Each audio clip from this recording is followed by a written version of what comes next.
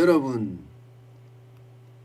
코로나19로 혜택받은 기업들이 쉽게 말하면 자발적으로 돈을 내놔서 코로나19로 어려움을 겪은 이들에게 나누어 주자.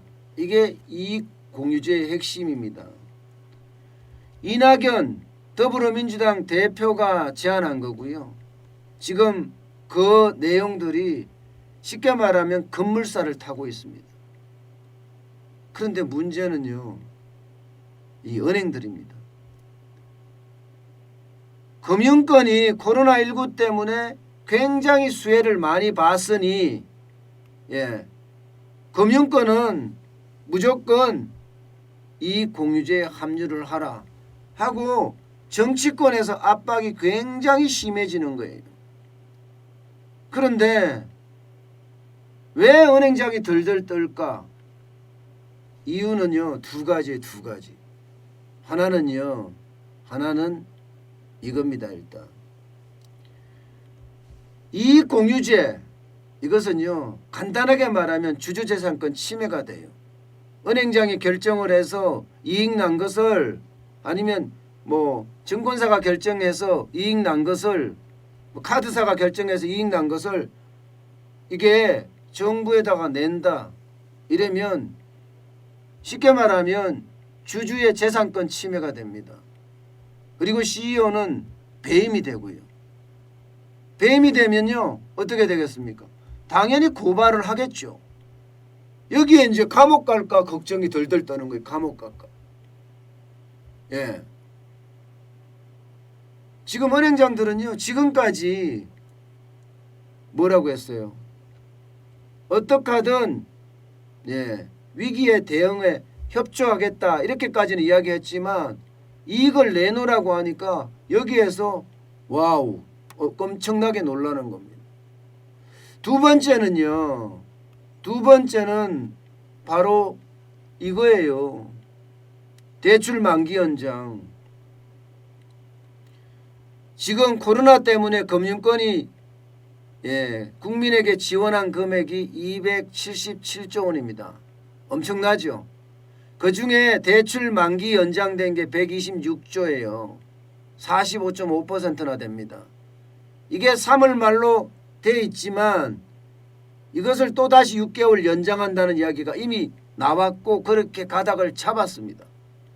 문제는 이자까지도 지금 상환을 유예하고 있거든요. 이럴 경우 지금 은행은 부실이 얼마인지 정확히 알지도 못해요. 은행 거는 부실이 얼마인지. 쉽게 말하면 이자라도 갚아야지 기업이 얼마나 부실한지, 자영업자가 얼마나 부실한지, 가게가 얼마나 부실한지 한계 차주를 찾아낼 수 있거든요. 근데 한계 차주를 찾아내지 못한다는 겁니다. 이럴 경우에 이 중소기업이나 자영업자나 가게나 여기가 만세 부르는 거예요. 디폴트 선언하는 겁니다. 그럴 경우에 은행은 충당금을 굉장히 많이 쌓아놔야 되거든요. 근데 사실 충당금이 그렇게 많이 쌓아놓은 게 아니에요. 그렇게 되면 이익을 계속 충당금을 쌓아서 가야 되는데 그렇지 못하면 금융위기에 어떤 충격을 받을 수도 있습니다. 가게나 자영업자 혹은 중소기업들이 만세를 부른다면 말입니다. 그만큼 충격이 될 수도 있다는 이야기예요. 그러니까 정치권이 이야기하는 것에 대해서 참 말도 제대로 못하겠고 그렇다고 이익 공유 한다는데 돈 내겠다는 말도 못하겠고 굉장히 당혹스러운 입장, 그런 입장이라고 볼 수 있습니다. 사실 그동안 금융당국은 뭐라고 했습니까? 금융당국은 금융위기가 올 수도 있으니 지금 조심해야 된다. 배당도 줄이고 충당금도 더 쌓아라. 이렇게 지금 금융당국은 계속 이야기를 했거든요.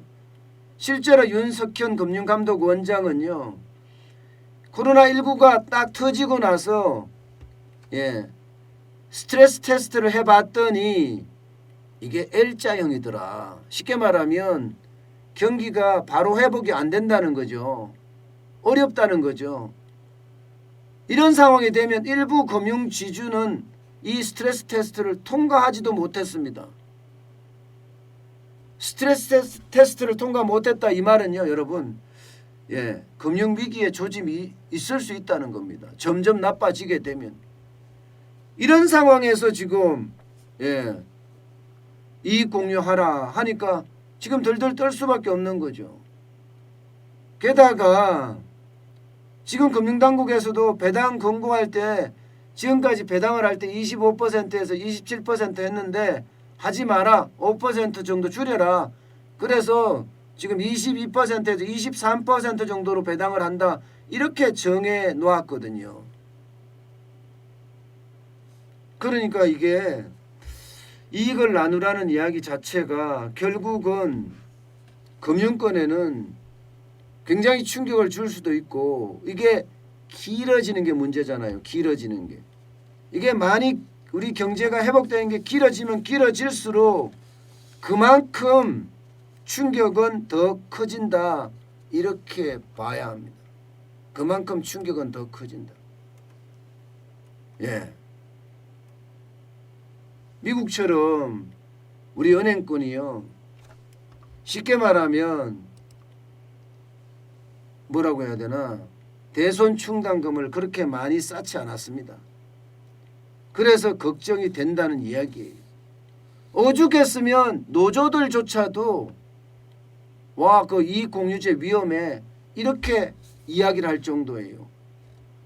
아니 주주들에게 갈 몫을 반강제적으로 줄이고 남은 재원으로 사회 환원을 한다는 게 자본주의 논리에 맞냐 이겁니다. 오죽했으면 노조까지도 지금 정부 편을 들지 않겠습니까?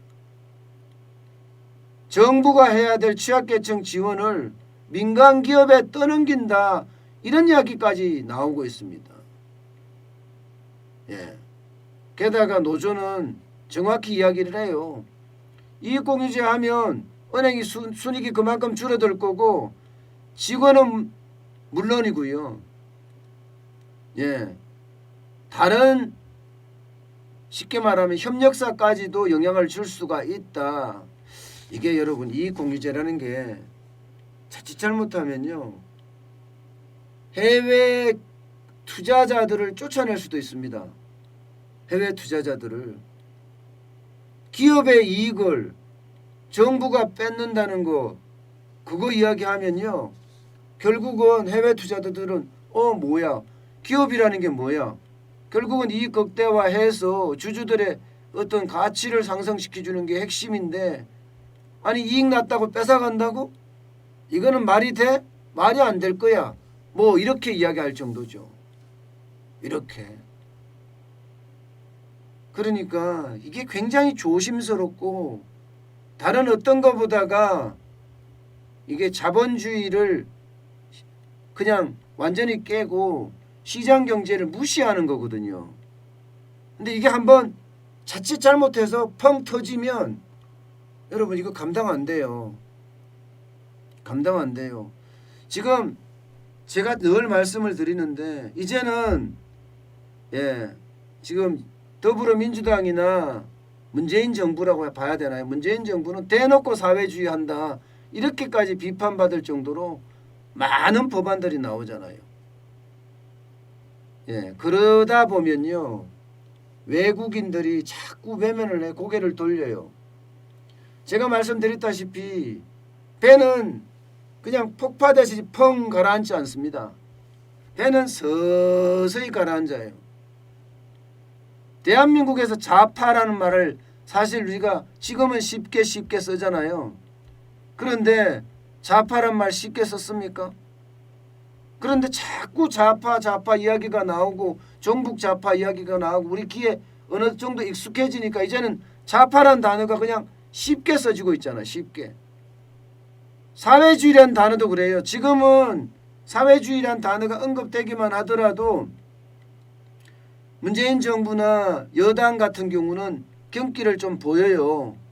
그런데 자꾸 사회주의란 말이 계속 반복되고 나오잖아요. 그럼 우리의 귀에 익숙해져요.